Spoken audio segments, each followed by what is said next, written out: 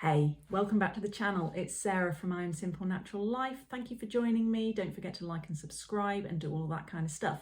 Today I am talking about why I don't drink alcohol. And I used to drink alcohol. I used to drink quite a lot, really. I used to really enjoy drinking, and then I gave up and I haven't had anything for the last, it'll be 2 years in June. So why would I do that if it's something I enjoy? I started drinking kind of top end of teenage years, sort of fairly normal in the UK, and I really enjoyed drinking. And I'm an introverted person, and some social stuff I find quite difficult. And alcohol just helped me in those situations. Plus, I really enjoyed it, and I had a really nice time when I was drinking, and I've got great memories from that kind of time and through university. And then when I went to work, I then would just come back and have a glass of wine on an evening, which was kind of what I'd seen with my parents and whatever. It was all very normal to me, and that was fine, and my drinking kind of carried on like that, really. So mostly it was a couple of glasses of wine on an evening, and if I was going out with friends or we had friends over, it would be a bit more. But I don't want you to get too hung up about whether that's in your mind that's a lot or not a lot. It's kind of irrelevant, the amount that we're talking about. What is important was that I wasn't happy personally. I was not happy with what I was drinking. And that kind of crept up on me really over a few years, to be honest. It was over a few years, and I kept thinking, I just don't want to be drinking all this anymore. And yet I couldn't kind of not do it. And I would try having no drinking days, and that was fine, but I was really just getting through those days to then get to my drinking day. And it was always on my mind. So I got tired of waking up feeling sluggish, not hungover, just sluggish, knowing that I feel better when I'm not drinking, I suppose.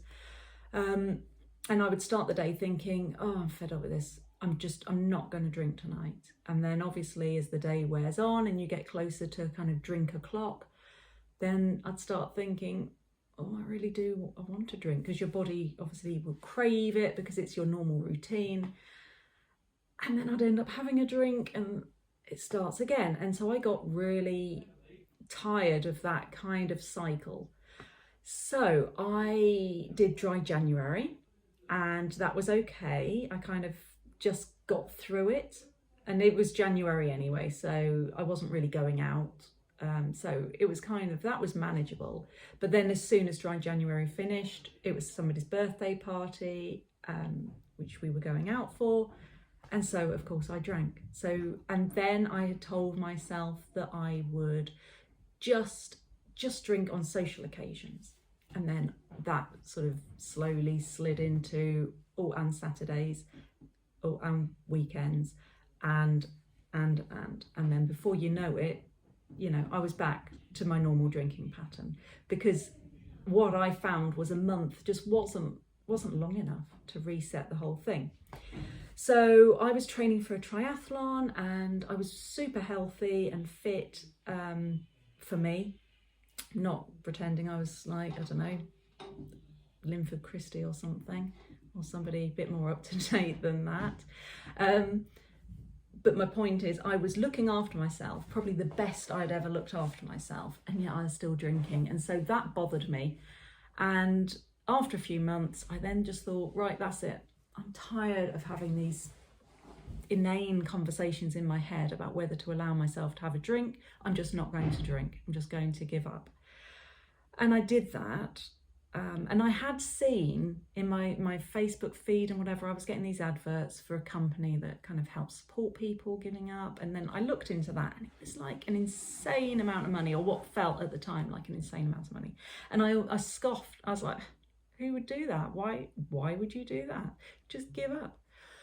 So I did, and I just gave up, and I did 3 weeks, and that was okay. And then we were going on holiday, and then the argument started in the head, and we drove down. It was a long journey. It was about 6 hours, something like that, to get to this holiday place. And the whole time I was just having this argument in my head, knowing I didn't want to drink, but knowing that I was going to drink.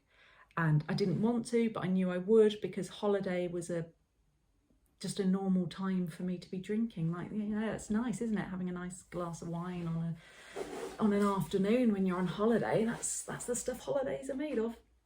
So I had that argument with myself, got on holiday. I don't know if I lasted the first day or not, but I was certainly drinking by day 2, and that just carried on for the rest of the holiday.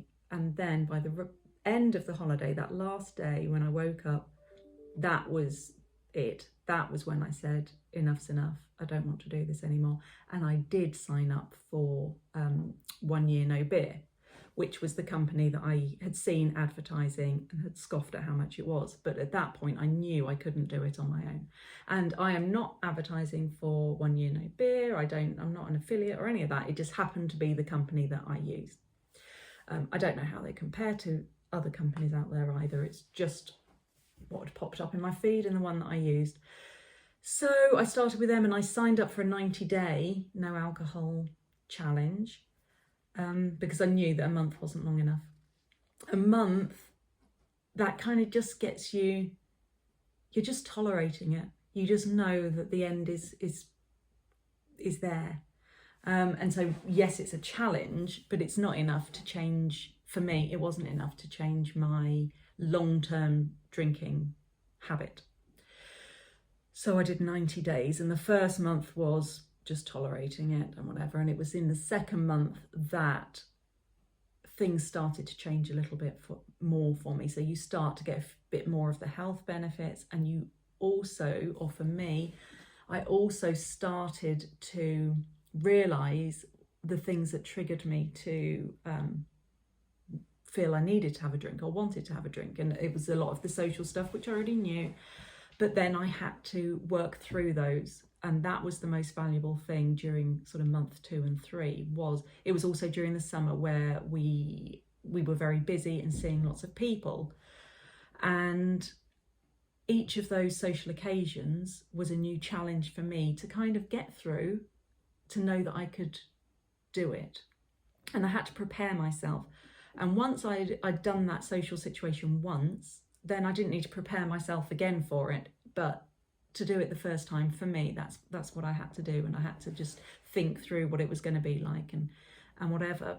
But by the time I got to the end of the 90 days, I just knew I didn't want to go back. And I knew that moderation was harder, way harder than actually not drinking at all. And I didn't want to drink because before I started, I thought that alcohol gave me joy. I drank because I enjoyed drinking, and I had a really lovely time when I was drinking. And what I didn't realise, and I would never have believed, if someone had told me this, I would have just thought they're on a different planet than I am, because that is not my truth.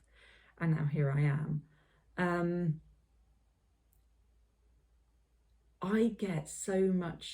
I get more joy from not drinking, and the social situations that I enjoyed and thought I enjoyed because I was having a nice buzz of the alcohol wasn't. I was actually getting a nice buzzy, fuzzy feeling because I was enjoying the company of the person that I was with. It's because they were my friends or my family or whatever. And actually I was dumbing down my feelings.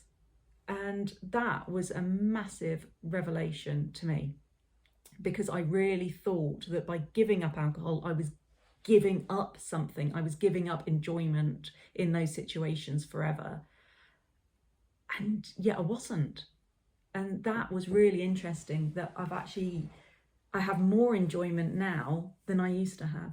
And that is something that I never believed would be possible. And there have been challenges. We went to New Zealand for 3 months at the beginning of last year, and it was, like holiday of a lifetime. And obviously New Zealand is known for its lovely white wine, and that was my thing. And it was like, oh my God, can I actually do this? Can I?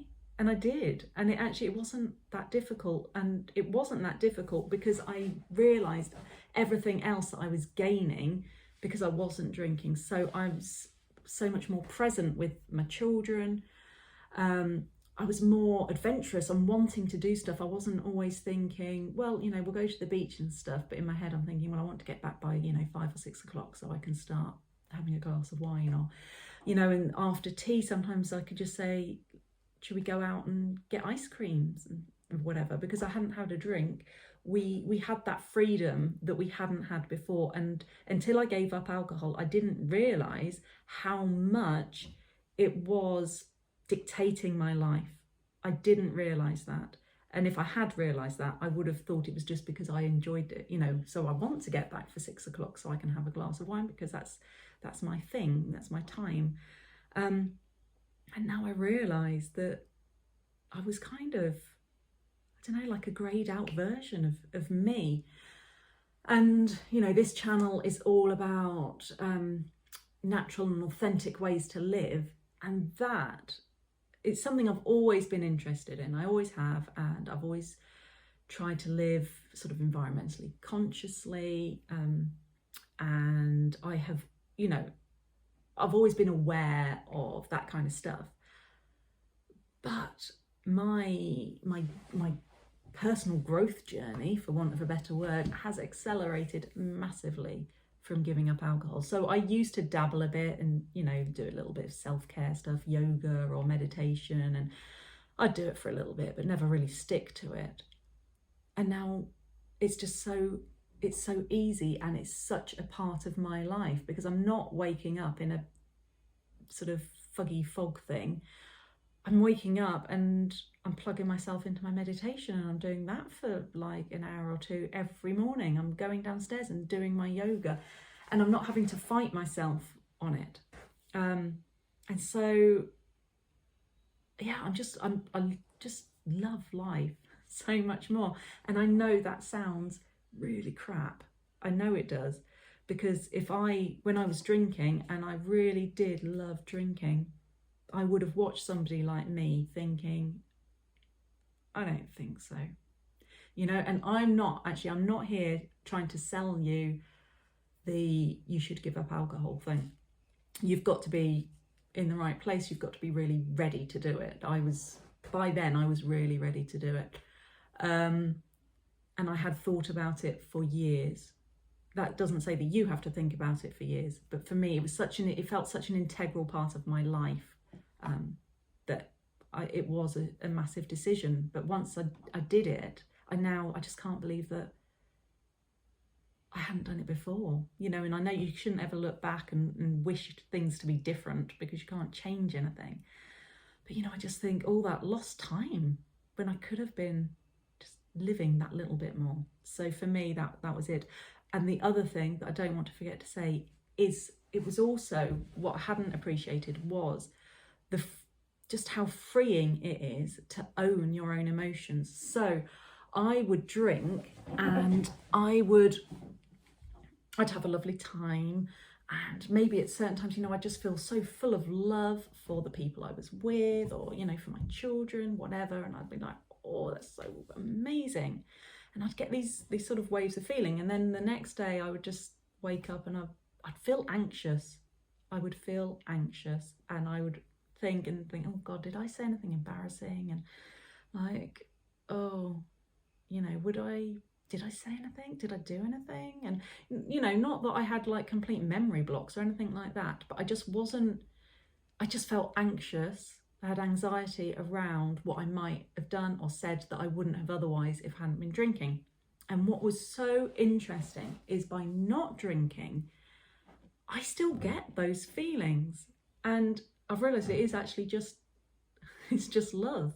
Who would have thought? It sounded a bit like Elsa, don't I, from Frozen.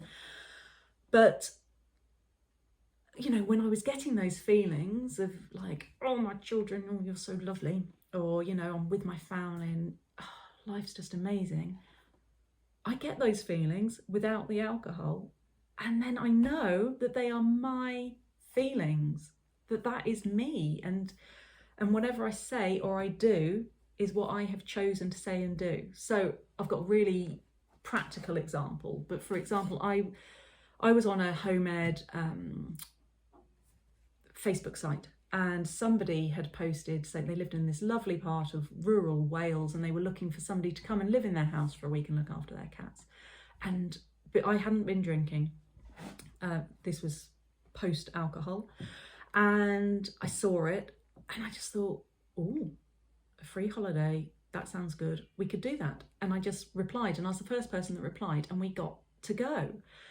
Now, if I had been drinking, I know for a fact I would have woken up the next morning and just thought, oh, that's I shouldn't have done that. That's not, we don't normally do things like that. I shouldn't have done that. So I would have cancelled it. I know I would have cancelled it and we would never have gone. But because I wasn't drinking, I knew that I just thought, oh, this could be a fun little adventure. And we did it.